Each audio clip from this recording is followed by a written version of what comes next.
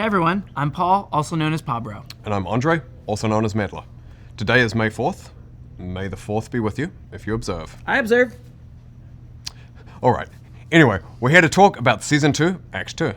To kick things off, we wanted to give you a little bit of info about our new champion Locke, who will be slinging nails and taking names on the Rift in patch 2613. It's not time for Locke to step completely out of the shadows just yet.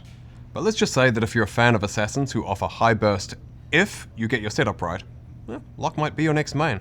Outside of Locke though, we have an update to ARAM Mayhem, and the team will talk about that right now. Howdy gamers, I'm Riot Phlox. And I'm Eduardo Riot Cadmus Cortejoso, and we're here to talk to you about ARAM Mayhem. To start, we just wanted to let you know that it's been such a fun ride working on Mayhem since its launch in October.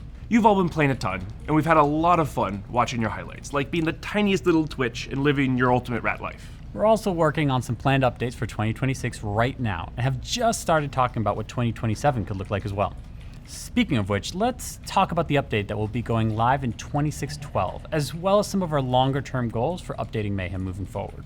First up, we're removing the trait system. Our intention was to give you more ways to strategize when picking augments. Plus, it could provide some wacky alternative playstyles you'd never think of, like Stackosaurus Yumi, for example. But rather than providing increased strategy, it often felt like you lost options because it was trolling not to choose a traded augment. And on top of that, beyond this illusion of choice, it just feels giga bad in games where you just get unlucky and can't level up any of your traits. At the same time, we know that some of the trait effects have actually been really fun to play around. So while we're scrapping traits, their effects will continue to live on in the form of new augments. So don't worry. You'll still get to go wee woo, or get an absurd amount of stacks in your game. Outside of removing traits, we've also got some changes to augments, including around 50 new ones. And in addition to more of the augments that you've come to know and love, we're also adding an entirely new kind of augment, ability augments. These ability augments will help enhance champ abilities, and can manifest very differently depending on which champion takes them. One example is multi-shot, which splits projectiles, shooting them in different directions. So if you take this on Blitzkrieg, you might grab over half the team in one hook. Or if you take it on Vel'Koz, you can fire 3 plasma fissions, with each splitting into 2, so you can do some next level geometry and proc your full passive in one ability with the proper triangulation. Our goal for Mayhem is to keep the fun, fast-paced experimentation while adding a healthy amount of variety with each update. We'll be doing these thematic updates with augment drops, balance updates. Balance within reason. And within reason. And we'll continue to experiment above all else. We want Mayhem to be home for the memers, the dreamers, and everyone who just wants to find that chaotic fun that the mode can offer. That's just scratching the surface for what we have planned for Mayhem, but you can find more in the new dev blog that we released today. In other ARAM related news, we're going to try something out in a couple of regions for a few patches. It's a thing you can buy for 1350 RP called ARAM Wardrobe. It lasts for 30 days and lets you use most epic tier and below skins, released before 2026, in ARAM and ARAM Mayhem. We'll be testing in Oceania and Brazil, so let us know what you think, whether you get the chance to try it out or if you just have questions and thoughts. Okay, speaking of skins, you know what Season 2 really needs, Andre? I'm sure I have no idea what you're going to suggest, Paul. Demons! At the beach.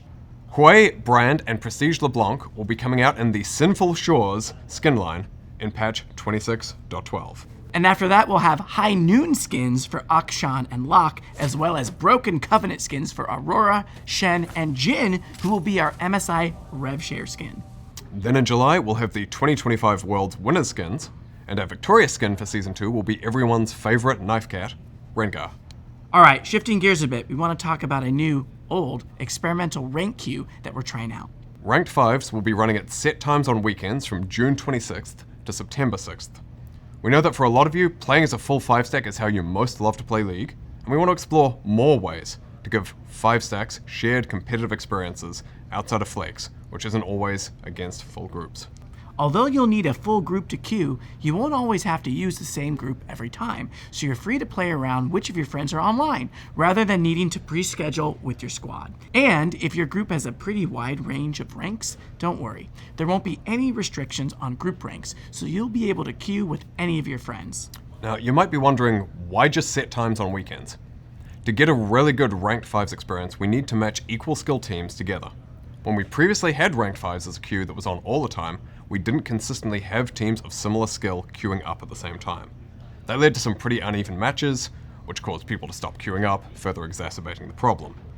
Therefore, windowing helps us get both better matchmaking and better queue times. In addition to better matches, this allows you to find games faster, with more people playing at the set time. We're still experimenting with the queue, and we'll see how it performs, and of course, keep an eye on your feedback as we go. You can learn more about it in our dev blog that's out now, so be sure to check it out. Next, we want to talk a little bit about some additional improvements we're making around game. We've been doing work over the past few months on penalties for disruptive and harmful communication, and starting this act, you'll be able to directly report abusive communications in your DMs. We're also working on a new system that will make it easier to track what honor-related systems you do and don't have access to, like honor rewards for the Battle Pass, chat restrictions, or queue restrictions. We'll be tying this into some upcoming future features as well. And finally, before we go, we wanted to talk a little bit about MSI. MSI will take place in Daejeon, South Korea at the Daejeon Convention Center 2 from June 28th through July 12th. It'll be broken down into 2 stages, play-ins from June 28th to July 1st, and brackets from July 3rd through 6th and July 8th through 12th, with the finals taking place on July 12th.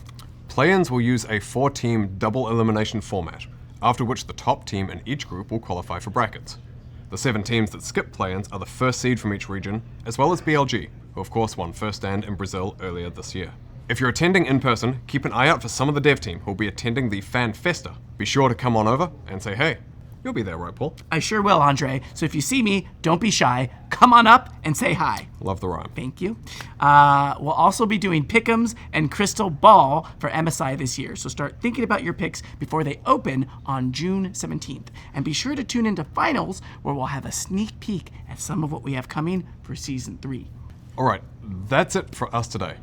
Be sure to check out the dev blogs, send us some Locke fan art when he's out, and we'll see you on the Rift, or causing some chaos and mayhem. Bye. Thank you all.